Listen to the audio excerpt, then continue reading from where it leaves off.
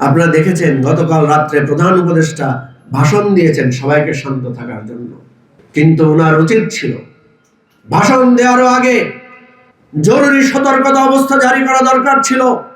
গুরুত্বপূর্ণ স্থাপনাগুলোতে দ্রুত পুলিশ সেনাবাহিনী নিয়োগ করার জন্য। আপনারাই তো বলেছেন যে নির্বাচনের তফসিল ঘোষণা পরে 3 স্তরের নিরাপত্তা ব্যবস্থা থাকবে। কোথায় 3 স্তরের নিরাপত্তা ব্যবস্থা? বরং আমরা দেখছি 3 স্তরের অবহেলা, গাফেলতি। ওসমান হাদির জীবনের উপর ঝুঁকি ছিল, ব্যারিস্টার ফুয়াদের জীবনের উপর ঝুঁকি ছিল, আমাদের অনেক জুলাই যোদ্ধা সংগ্রামী নেতাদের জীবনের ঝুঁকি ছিল। এই কথা রাস্তার রিকশাওয়ালারাও জানে। কি বলে জানে না? 3য় স্তরের গাফেলতি আপনাদের। ওসমান হাদি গুলিবিদ্ধ হয়েছে ঢাকা মেডিকেলের অপারেশন থিয়েটারের সামনে। ঘন্টার পর ঘন্টা আমরা অপেক্ষা করেছিলাম।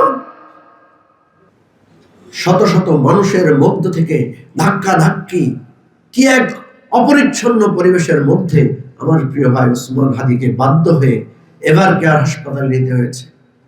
একজন মস্তিষ্কে গুলিবিদ্ধ মুমূর্ষ রোগীর ন্যূনতম সতর্কতা চিকিৎসার ব্যবস্থা আমরা করতে পারি নাই।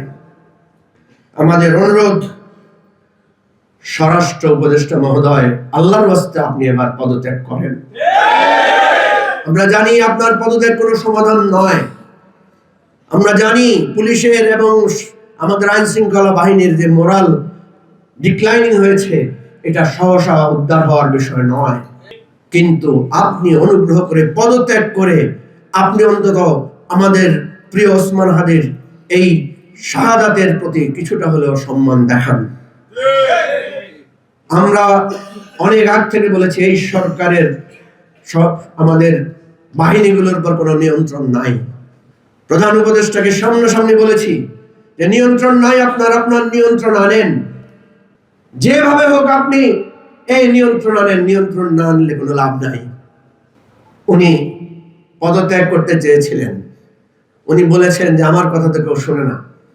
আপনি এবং আপনার এই উপদেষ্টা মণ্ডলী দেশের এই পরিস্থিতি যদি পদত্যাগ করেন, আজকে এই মঞ্চ থেকে দাঁড়িয়ে বলছি, আপনি আপনার উপদেষ্টা মণ্ডলী যদি পদত্যাগ করেন, দেশ একটা ধ্বংসের দিকে যাবে। কিন্তু আপনি আপনার উপদেষ্টা মণ্ডলী যদি পদত্যাগ না করে পথ ধরে রাখেন এবং আগের নীতিতে চলতে থাকেন, তাহলে দেশ ধ্বংস হবে, আপনারাও ধ্বংস হবে। সুতরাং পথ একটাই আমাদের কাছে খোলা। পরিবর্তন আনেন চিন্তায়, পরিবর্তন আনেন কর্তৃত্বে। সাহস করে সামনে এসে দাঁড়িয়ে সবাই ঐক্যবদ্ধ হন। ঐক্যবদ্ধের লাইন একটাই, ফ্যাসিবাদ বিরোধী সবাই এক জায়গায় আসতে হবে।